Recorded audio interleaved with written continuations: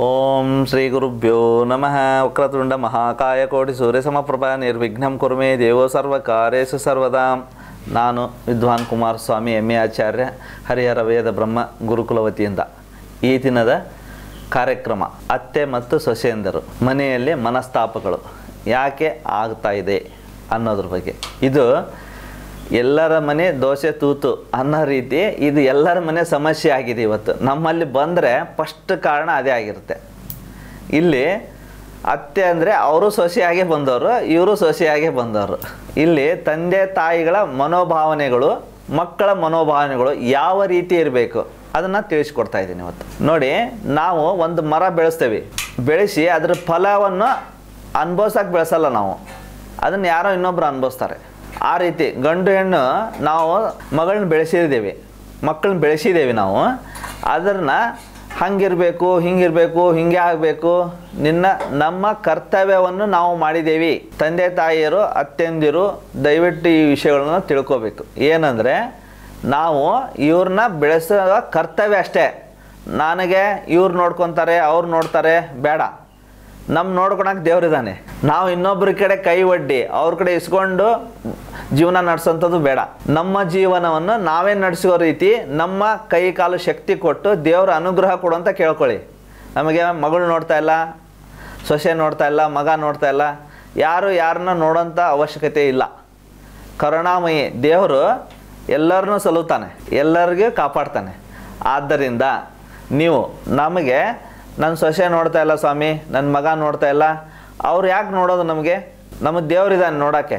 ನಾವೇ ಇಷ್ಟು ದಿವಸ ಕಷ್ಟ ಸುಖನೋ ಆ ಮಕ್ಕಳನ್ನ ಬೆಳೆಸಿ ವಿದ್ಯಾವಂತರನ್ನು ಮಾಡಿ ಎಲ್ಲನೂ ಕೊಟ್ಟಿದ್ರಿ. ಅಂಥ ಶಕ್ತಿ ನಿಮ್ಮಲ್ಲಿದೆ, ಆಯಿತಾ? ಅವರು ಸಣ್ಣರಿದ್ದಾಗ ಅವ್ರನ್ನ ಭೂಮಿ ಬರೋಕ್ಕಿಂತ ಮುಂಚೆಯಿಂದಾನು ನೀವು ಇಲ್ಲಿವರೆಗೂ 25 ವರ್ಷ ಬೆಳೆಸಿದ್ರಿ, ಆಯಿತಾ? ಅಷ್ಟನ್ನೇ ದೇವ್ರು ನಡೆಸ್ಕೊಂಡು ಹೋದಾನಂದರೆ ಇನ್ನು ಮುಂದೆ ಯಾಕೆ ನಡ್ಸ್ಕೊಂಡು ಹೋಗಲ್ಲ? ಅದನ್ನು ನಾವು ವಿಚಾರ ಮಾಡೋಣ. ನಾವು ಸೊಸೆ ನೋಡ್ತಾ ಇಲ್ಲ, ಅತ್ತೆ ನೋಡ್ತಾ ಇಲ್ಲ, ಈ ರೀತಿ ಮಿಸ್ಕಮ್ಯುನಿಕೇಷನ್ ಬೇಡ. ಇಲ್ಲಿ ಯಾರಿಗೆ ಯಾರು ಆಯಿತು, ಇನ್ನೊಬ್ರಿಗೆ ಪ್ರೀತಿ ಕೊಡೋಕ್ಕಾಗಲ್ಲ, ದ್ವೇಷ ಮಾಡಬೇಡಿ. ಅತ್ತೆ ಇರಲಿ, ಸೊಸೆ ಇರಲಿ, ಯಾರೋ ನೀವು ಪ್ರೀತಿ ಮಾಡೋಕ್ಕಾಗಲ್ವಾ, ದ್ವೇಷ ಮಾಡಬೇಡಿ. ನಮ್ಮ ಮಕ್ಕಳು ಓದ್ತಿಲ್ಲ ಅಂತ ಒಬ್ಬರು ಸೊಸೆ ಬಂದರು ನಮ್ಮ ಹತ್ರ. ಗುರುಗಳೇ, ನಮ್ಮ ಮಗ ದಡ್ಡ ಆಗಿದ್ದಾನೆ, ವಿದ್ಯೆ ಇಲ್ಲ, ಜ್ಞಾನ ಇಲ್ಲ, ಅವನೇನು ಓದ್ತಾ ಇಲ್ಲ, ಹೇಳಿದ್ದು ಕೇಳ್ತಾ ಇಲ್ಲ, ತಪ್ಪು ದಾರಿ ಹಿಡಿತಾ ಇದ್ದಾನೆ ಅಂತ. ಇಲ್ಲಿ ನಿಮ್ಮ ಎದಕ್ಕೆ ಏನು ಮದುವೆಯಲ್ಲಿ ಸಾಕ್ಷಿ ಸಮೇತವಾಗಿ ಬಂದಿರ್ತೀರಿ ನೀವು. ಇವರ ವಂಶವನ್ನು ಬೆಳಗಿಸುತ್ತೇನೆ, ಇವರಿಗೆ ಅನ್ನ ಲಾಭ ಸಂತಾನ ಸುಖವನ್ನು ಕೊಡುತ್ತೇನೆ ಎಂದು ಪ್ರತಿಜ್ಞೆ ಮಾಡಿ ಸೊಸೆಯಾಗಿ ಇಲ್ಲಿ ಬಂದಿರ್ತೀರಿ. ಅದನ್ನು ನಾವು ಅರ್ಥ ಮಾಡಿಕೊಂಡು ನಾವು ಹಿರಿಯರಿಗೆ, ಅತ್ತೆ ಮಾವಂದರಿಗೆ, ತಂದೆ ತಾಯಿಂದರಿಗೆ ನಾವು ಗೌರವ ಕೊಟ್ಟರೆ ಅವರ ಆಶೀರ್ವಾದ, ಅವರ ಮನಸ್ಸು, ಅವರ ಕೃಪಾ ಆಶೀರ್ವಾದದಿಂದ ಆ ಮಕ್ಕಳು ಚೆನ್ನಾಗಿರ್ತಾವೆ. ನೋಡಿ, ಅಜ್ಜ ಅಮ್ಮನ ಇವತ್ತು ಕಾಂಟ್ಯಾಕ್ಟೇ ಇಲ್ದಂಗೆ ಆಗಿದೆ. ಇವತ್ತು ಬ್ಯುಸಿ ಯುಗದಲ್ಲಿ ಅಜ್ಜ ಅಮ್ಮ ಹಾಸ್ಟೆಲ್ಲೋ ಇನ್ನೊಂದು ಕಡೆ ಆಶ್ರಮ ಕಡೆ ಇರೋವಂಥದ್ದು, ಇವರು ಮಕ್ಕಳನ್ನ ಬೋರ್ಡಿಂಗು ಇನ್ನೊಂದು ಕಡೆ ಹಾಕಿ ಹೋಗೋವಂಥದ್ದು. ಬಾಂಧವ್ಯಗಳೇ ಇಲ್ಲ, ಬಿಜಿ. ನಾವು ದುಡಿಯೋದು ಎದಕ್ಕೆ? ನಮ್ಮ ನೆಮ್ಮದಿಗಾಗಿ. ಆ ನೆಮ್ಮದಿ ಸುಖ ಇಲ್ಲ ಅಂದರೆ ಏನು ಲಾಭ? ನೀವು ವಂಶ ಉದ್ಧಾರಕ್ಕಾಗಿ ಬಂದವರು, ಆ ವಂಶ ಉದ್ಧಾರಕ್ಕೆ ಯಾರು? ಆ ಸೊಸೆ ಇರ್ತಾರಲ್ಲ, ಅವರೇ ಮೊಮ್ಮಗ ಆಗಿರ್ತಾನೆ. ಆ ವಂಶ ಉದ್ಧಾರ ಆಗ್ಬೇಕಂದ್ರೆ ಆ ಹಿರಿ ತಲೆಗೆ ನಾವು ಗೌರವ ಕೊಟ್ಟಿರ್ತಾನೆ ಈ ವಂಶ ಉದ್ಧಾರ ಆಗೋದು. ನಾವು ಅಪಹೇಳನ ಮಾಡೋದು, ಅವಮಾನ ಮಾಡೋದ್ರಿಂದ ಯಾಕೆ ಹಿನ್ನಡೆ ಆಗ್ತಾ ಇದೆ ಮಕ್ಕಳಿಗೆ ಅಂದರೆ ಇದು ಒಂದು ಕಾರಣ ಆಗಿರುತ್ತದೆ. ಹಿರಿಯರ ಆಶೀರ್ವಾದ. ನಾವು ಬೈದಂಗಲ್ಲ, ಅವ್ರ ಮನಸ್ಸು ನೀಸಿದ್ರೂ ಅದು ಶಾಪವಾಗಿ ಪರಿವರ್ತನೆ ಆಗ್ತದೆ. ಹಿರಿಯರಿಗೆ ನಾವು ಬೈದಂಗಲ್ಲ, ನಾವು ಅವ್ರಿಗೆ ಮನಸ್ಸಿಗೆ ನೋವು ಮಾಡಂಗೆ, ಅವ್ರಿಗೆ ಪಶ್ಚಾತ್ತಾಪ ಆಗಂಗೆ ಮಾಡಿದ್ರೂ ದೋಷವಾಗಿ ಕನ್ವರ್ಟ್ ಆಗ್ತೈತಿ. ಆಮೇಲೆ ಮಾಡೋಕ್ಕೆ ಹೋಗ್ತೇವೆ ನಾವು ಪಿತೃದೋಷ. ಅವ್ರು ಹೋದ್ಮೇಲೆ ಪಿಂಡ ಪ್ರದಾನ, ಒಳ್ಳೊಳ್ಳೆ ವೆರೈಟಿ, ಅದನ್ನು ತಿಂತಿದ್ರು ಇದನ್ನು ತಿಂತಿದ್ರು ಅಂತ ಆಮೇಲೆ ಪೂಜೆ ಮಾಡೋಕ್ಕೆ ಹೋಗ್ತೀವಿ. ಆವಾಗ ಮಾಡೋದಲ್ಲ, ಇದ್ದಾಗಲೇ ಅವ್ರನ್ನ ಖುಷಿ ಪಡಿಸೋಂಥದ್ದು, ಅದು ದೇವರಿಗೆ ಸ್ಮರಿಸಿ ಮಾಡೋಂಥದ್ದು. ಇದು ಸೊಸೆಂದ್ರ ಕಥೆ. ಆದರೆ ಅತ್ತೆಂದರು ಯಾವ ರೀತಿ ಮನೋಭಾವನೆ ಇರಬೇಕು ಮಕ್ಕಳಲ್ಲಿ? ನಾನು ಮಗನ ಬೆಳೆಸಿದ್ದೇನೆ, ಮಗ ಫಲ ಅಂದರೆ ದುಡಿತಾ ಇದ್ದಾನೆ, ಆ ಲಾಭ ನಾನು ಅನುಭವಿಸ್ಬೇಕು, ಅದು ತಪ್ಪು ಕಲ್ಪನೆ. ಈಗ ಒಂದು ಮರ ಬೆಳೆದಿದೆ ಅಂದರೆ ಆ ಫಲ ಅನುಭವಿಸೋಕ್ಕಲ್ಲ, ಅದು ಯಾರೋ ಅನುಭವಿಸ್ತಾರೆ. ನೋಡಿ, ಹುಟ್ಟುತ್ತಾ ಅಣ್ಣ ತಮ್ಮಂದಿರು, ಬೆಳೀತಾ ಬೆಳೀತಾ ದಾಯಾದಿಗಳು. ಇವತ್ತು ಗಂಡು ಹೆಣ್ಣು ಇವ್ರು ಯಾರಂತ ಗೊತ್ತಿಲ್ಲ, ಅವ್ರು ಯಾರು ಇವ್ರು ಗೊತ್ತಿಲ್ಲ. 25 ವರ್ಷದ ಅವ್ರು ನೋಡಿರಲ್ಲ, ಇವ್ರು ನೋಡಿರಲ್ಲ.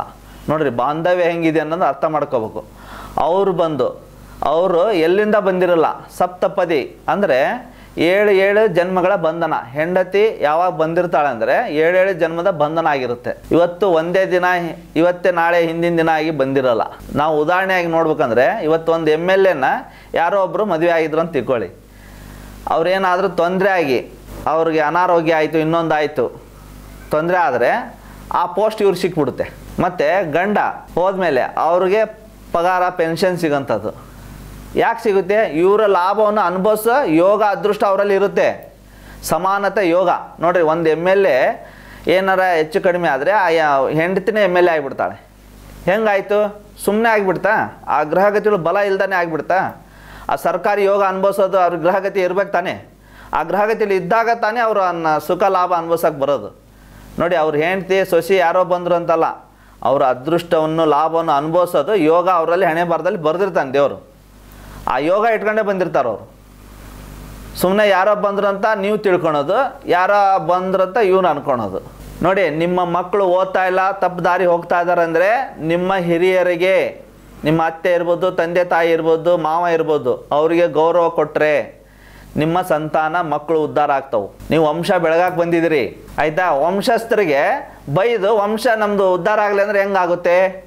ಇಷ್ಟೇ ಪ್ರಶ್ನೆ ತಿಳ್ಕೊಳ್ಳಿ.